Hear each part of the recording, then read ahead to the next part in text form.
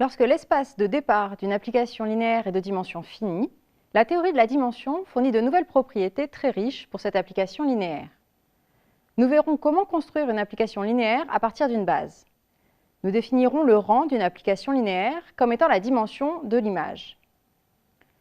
Le théorème du rang sera le résultat crucial de ce chapitre. Nous en verrons l'énoncé et des applications, et en particulier le cas des applications linéaires entre deux espaces de même dimension.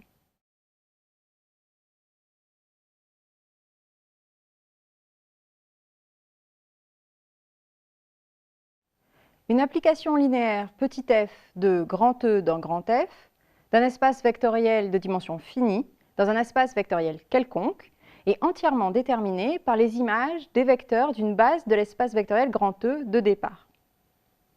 C'est ce qu'affirme le théorème suivant.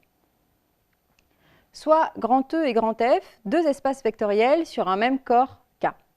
On suppose que l'espace vectoriel grand E est de dimension finie petit n, et que E1, E2, etc. En est une base de grand E. Alors, pour tout choix V1, etc. Vn de n vecteurs de l'espace d'arrivée grand F, il existe une et une seule application linéaire petit f de grand E dans grand F, telle que, pour tout i de 1 à n, f de i soit égal à vi.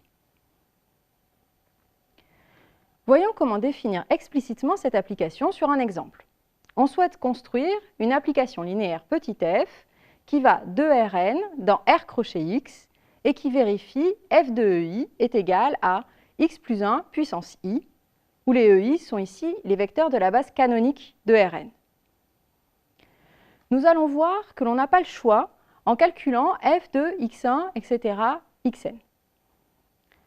Un vecteur x se décompose en coordonnées x1, xn dans la base canonique. Donc, f de x1, xn est égal à f de x1, e1 plus, etc., plus xn, en. Par linéarité, c'est égal à x1, f de e1 plus, etc., plus xn, f de en. Comme les f de i sont imposés, cela donne la somme pour i variant de 1 à n des petits xi fois x plus 1 puissance i.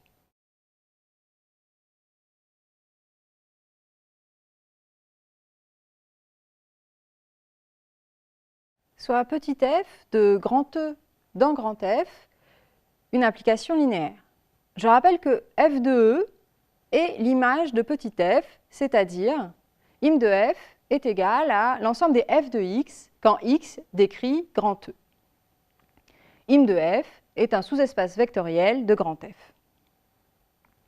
Si E est de dimension finie, alors, lorsqu'on applique le théorème précédent, on obtient que petit 1 im de f, qui est f de E, est un espace vectoriel de dimension finie.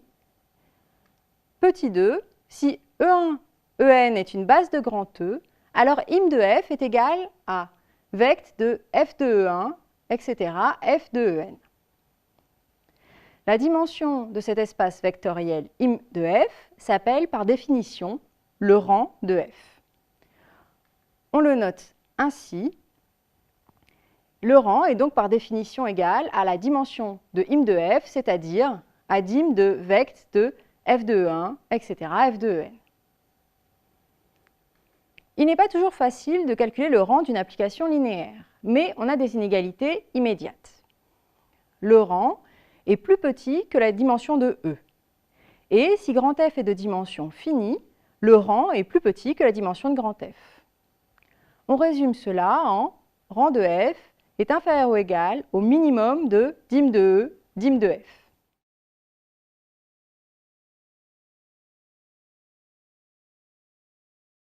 Soit petit f de R3 dans R2, l'application linéaire, définie par f de xy, est égale à 3x moins 4y plus 2z, 2x moins 3y moins z. Quel est le rang de f? On note E1, E2, E3, les vecteurs de la base canonique de R3. Il s'agit de trouver le rang de la famille V1, V2, V3, où VI est égal à f de EI. On commence par V1.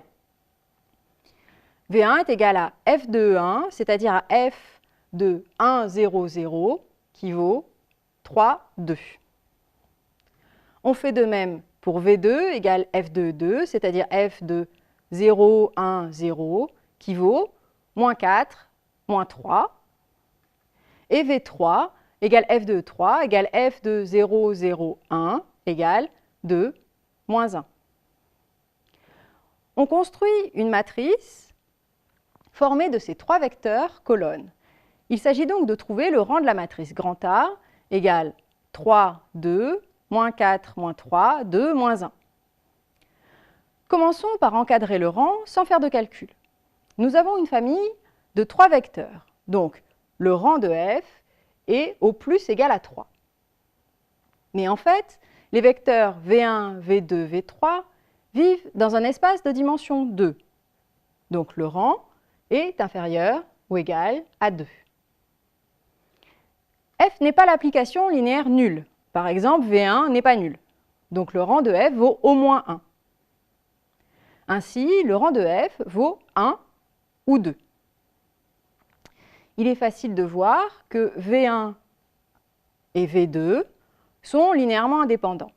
Donc le rang est 2. Résumons.